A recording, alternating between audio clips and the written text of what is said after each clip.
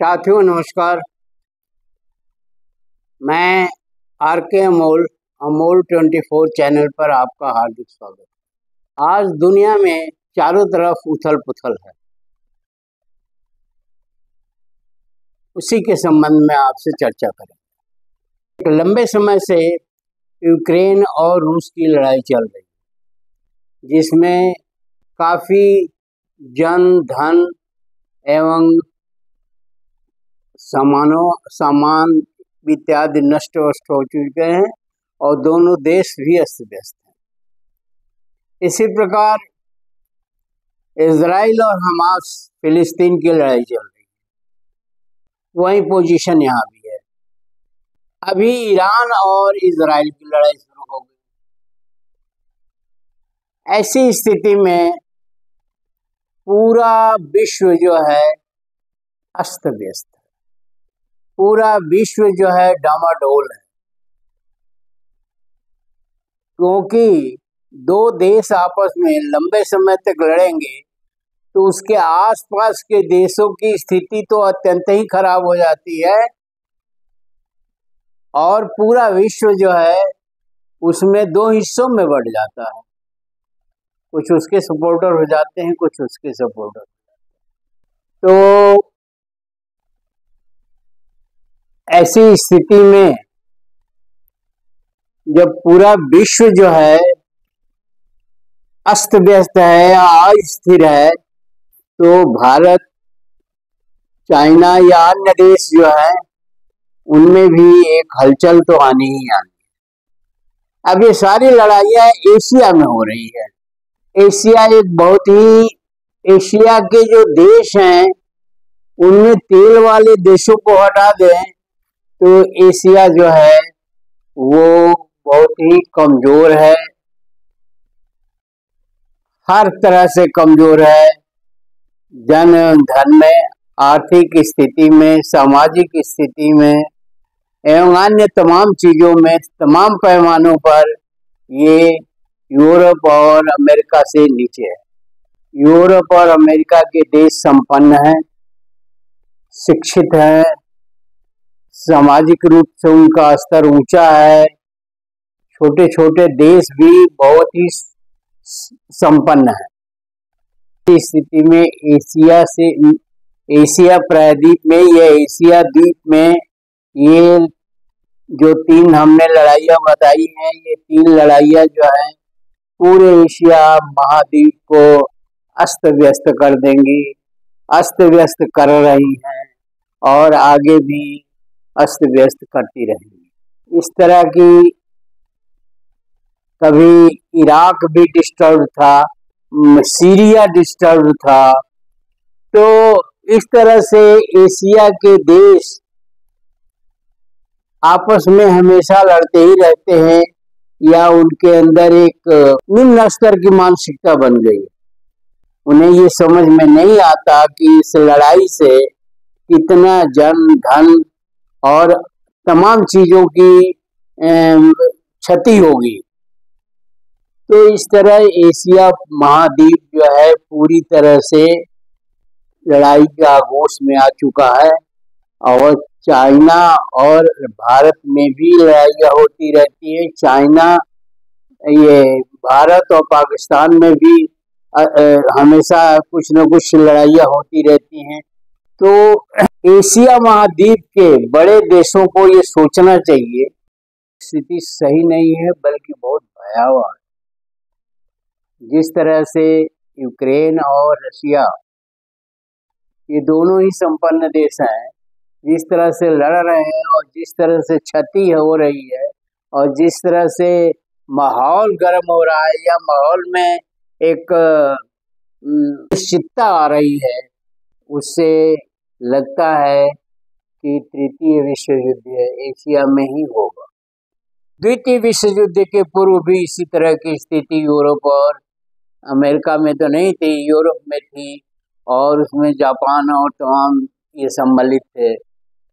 और उसकी परिणति क्या हुई ये दुनिया जानती है कि क्या परिणति हो, उसका अंजाम क्या हुआ, उसके व्यापक प्रभाव पड़े पूरी दुनिया पर।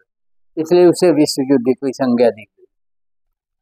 बहुत बड़ा व्यापक प्रभाव पड़ा। ऐसी स्थिति वर्तमान में चल रही है जैसी वहाँ युद्ध विश्व युद्ध होने के पूर्व स्थिति थी, उसी तरह की स्थिति एशिया महाद्वीप में चल रही है। अभी अभी ईरान और इजराइल में लग गया। यहूदी भी उस द्वितीय विश्व युद्ध के कारण भी यहूदी थे, और लगता है तृतीय विश्व युद्ध के कारण भी यहूदी ही रहे, क्योंकि जिस तरह से लड़ाइयाँ चल रही हैं, यूक्रेन के राष्ट्रपति भी यहूदी है, इजराइल भी यहूदी देश है, तो इनकी समझ में क्या आता है? समझ में कुछ भी नहीं आता सिवाय लड़ाई भिड़ाई। उसके व्यापक असर जो है अन्य राष्ट्रों पर भी पड़ना है।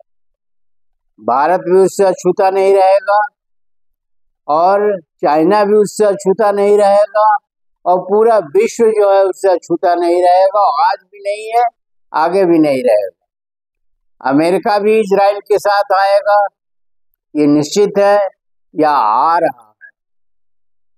फिर ये जब अमेरिका आएगा तो यूरोप के अन्य कंट्री भी आएंगे, और ये विश्व युद्ध का रूप ले लेगा। भयानक नरसंहार, कितनी भयानक त्रासदी द्वितीय विश्व युद्ध में हुई है, और किस तरह से उसके परिणाम आए हैं, और किस तरह से देशों का मान सम्मान जो है गिरा है।